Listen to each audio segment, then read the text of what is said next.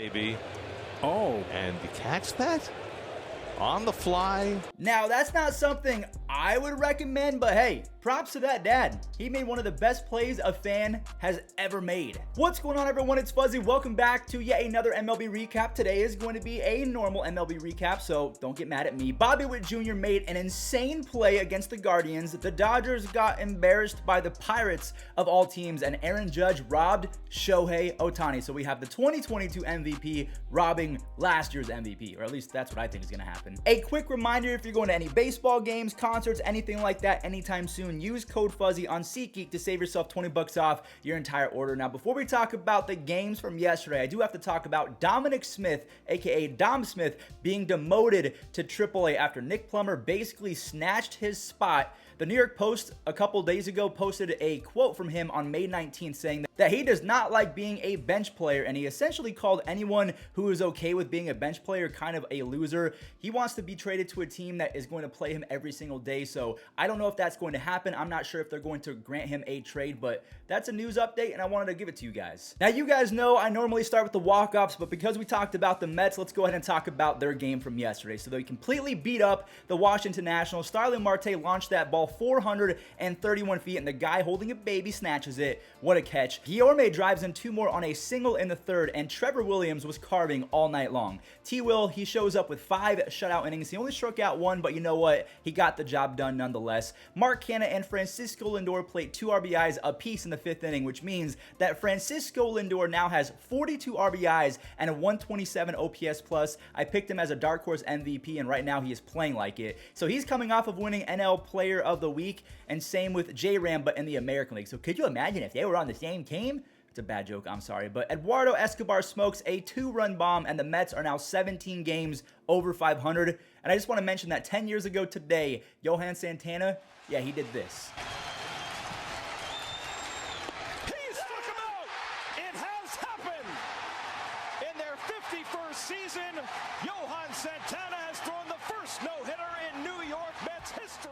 Before the walk-offs, let's talk about another 10-0 ball game, shall we? So J-Rod, he tests that new wall in Baltimore, and it worked in Baltimore's favor. A run still scores, but it's better than a 2-run shot. Taylor Trammell got helped out by the second base bag. He grabs an RBI, and a few sac flies along with a single from Jesse Winker pushed this one all the way to a 5-0 lead for Kirby. And it got even better for Seattle as Cal Raleigh and Ty France single home 3 more for George, who is having an interesting start to his career. He has a great game and then 2 stinkers and then a great game.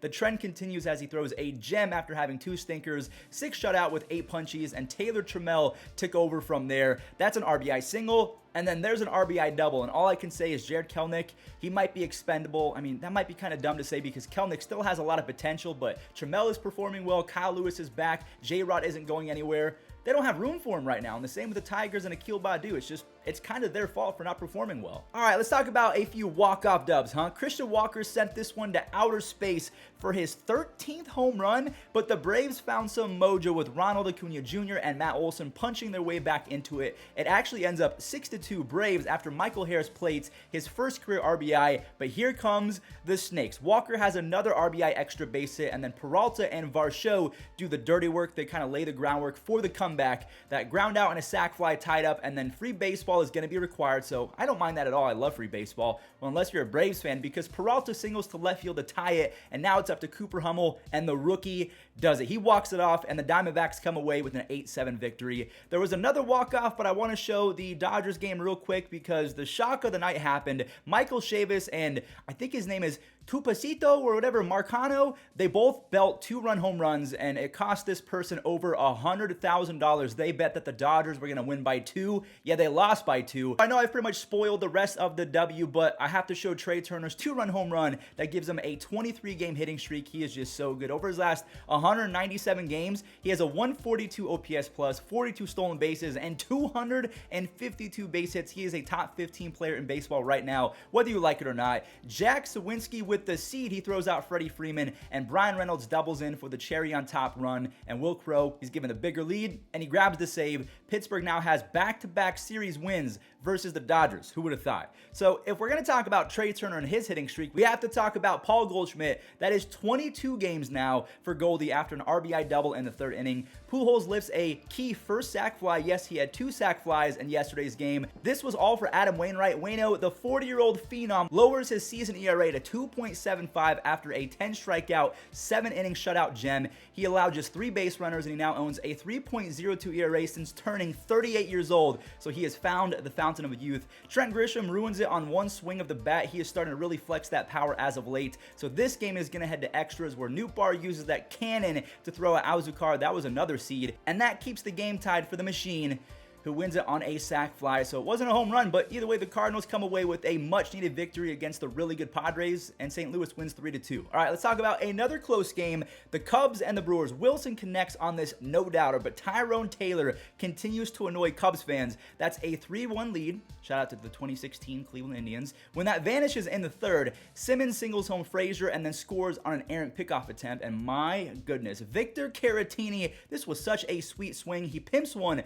versus his former team, but of course the Cubs answer back. PJ Higgins sends a 2-run shot into the night sky, and the Cubs go out for 4 runs in the 6th inning. Frank Schwindel's double makes it 7-6 Cubs, only to have Rowdy Tellez tie it at 7-all. And thank you, baseball gods. I put $50 on the Cubs to win this game, and Patrick Wisdom delivers in the clutch. David Robertson seals it for his 7th save, and they steal a W from Milwaukee. We have a little doubleheader on our hands. The big lefties, Trevor Larnach sends it to the gap, and Comerica to score 2, and then Max Kepler shoots it down the right field line to bring home Byron Buxton. El Gary, he is thriving in Minnesota, 25 RBIs, and he owns a pretty good 120 OPS plus. And look at Jorge Polanco. I did not know that he had this amount of range. I knew that he was quick, but forgot that he could move a little bit. Smeltzer held the Tigers to 2 runs in just under 7 innings, and Max Kepler ends the game with a 3 RBI day after this 2-run single. So the Twins win easy in game number 1, and the opposite happened in game number 2. Maybe the easiest game of the year to recap. This was the Jonathan Scope experience. That's a 2-run home run, and he follows it up with a 2-run single in the next inning. He had 1 home run and 5 RBIs in the month of April, and 4 home runs and 9 RBIs in the month of May. So he's finally earning that contract extension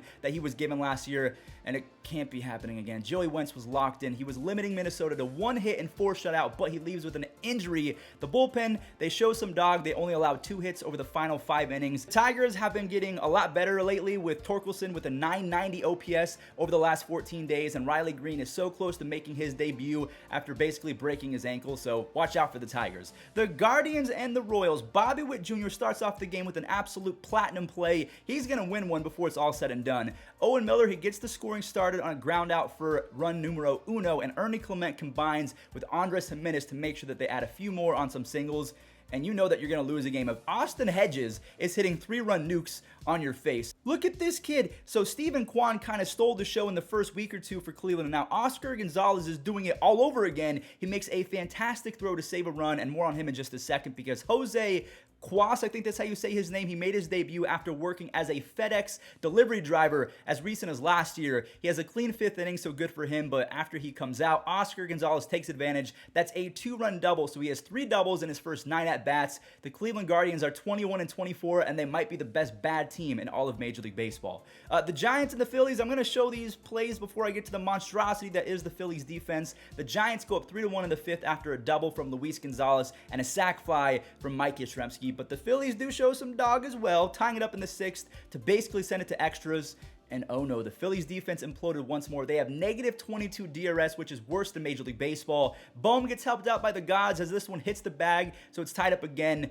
Just kidding. Walton uses that runner on second rule for a free RBI, and then Jock barrels this one 430 feet. Harper got walked with the bases loaded, and Roman Quinn strikes out again to end the game. The Phillies have lost 5 in a row, and Joe Girardi's, he might be on the hot seat, and if he's not, he's just not very popular on Twitter right now. The Jays and the White Sox, another 1-run game. Andrew Vaughn and Alejandro Kirk, they were trading home runs, but Kirk's was a 2-run shot. Vaughn drives in another RBI off of Gosman, giving him 22 on the season, and he has an insane 143 OPS plus. So it's 3-2 White Sox. Yeah, no, it's not. As I haven't really said this name a lot in the last month. Teoscar Hernandez peppers a 2 RBI extra base hit, and Kirk, he bashes his second home run of the night. He stole the show. The White Sox are trying their best to make the comeback. They bring it to a 1-run game and actually make it 6-. No, they don't, because Lourdes, he showed off the hose. He gets the runner at second out before Reese McGuire is able to cross home plate, so that run is negated, and Jordan Romano has a clean 9th inning for his 16th save. The Jays are 28-20, and the injury-plagued White Sox are back down under 500.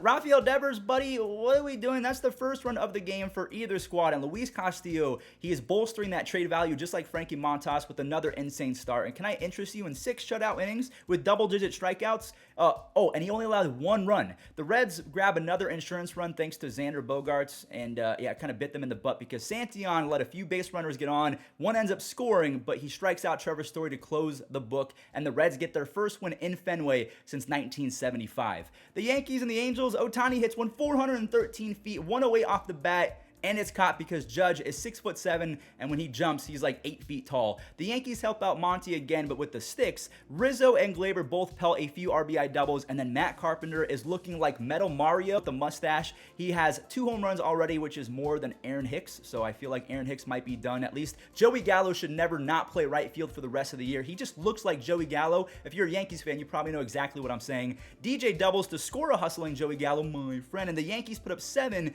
for Monty. Jordan made the Angels feel like they were in hell, delivering 7 innings with 1 earned run on 4 strikeouts, and Jose Trevino socked a 2-run shot of his own. He has all but replaced Kyle Higashioka. Seager, no one is really talking about him, but Corey Seager has 11 home runs already, and Adolis Garcia, Mr. El Bombe, smacks a 2-run shot. Martin Perez was the story of the game, though, in my opinion. He was the best pitcher of anyone in the month of May. Another scoreless start, which means he gave up 3 earned runs total in nearly 45 innings, 6 starts spanning over the month of May. He owns a 1.42 ERA, the best in baseball. The Rangers were 17-10 in May, so if they can keep pitching, they are going to be a problem. I mean, maybe not a World Series team in 2022, but if they can sign a few pitchers in 2023, I'm going to be scared as an American League fan. Now, the Astros and the A's were the final teams to match up yesterday. We have Christian Javier allowing a ton of base runners, but he leaves after 4, and luckily for him, he only allows, I think, 1 earned run or something like that. The offense finally woke up in the 5th. There's an RBI from Chas McCormick, and Bregman and McCormick kind of took over the rest of the game. That's a big-time throw from Bregman and Nav Laureano, and then Chas drives one 422 feet. Over his first 146 big league games, he's got 19 doubles, 19 home runs, a 107 OPS plus, so Chas McCormick is a very solid baseball player. Zach Jackson of the Oakland A's walks the bases loaded, so yes, 3 walks in a row, make it 4 as Bregman has a free RBI, and then Presley makes easy work of the A's, and the Astros have won 3 in a row, pushing their lead to 5 games in the AL West. So that is going to do it for today's recap. I hope that you guys enjoyed the normal style. If you want me to keep this up, leave a like and subscribe. Thank you to everyone who has left a super thanks over the last few videos. Your extra support means the world to me. And to end today's recap, let's show the web gems. Change up on a line to center. Taylor makes the catch and then crashes into the wall. High hopper, that's going to be trouble. Riley bare hand throws to first, and they got him. What a play! And a bouncing ball backhanded by Bichette. Long throw, and they get the out. Grounded, and a diving stab by Kernifel for the throw. Got him! Took a base hit. Saved the run. Starts to go against the Iowa Cubs. That's to right field. Diving catch in right by Trevor Larnach. We've told you about his great defense in left, and now we see it again in right field. Clear out the room, I'm coming through. They want to see what I'm about. Yeah, I got skills, do it for the thrill. I'm on a paper route. Extra, read about it. I'm today's trending topic. I put commas over bullshit. Yeah, I put that on mamas. They tryna block all my blessings. They thought I lost for stepping. I bet on me and my team. ISO is what I'm repping.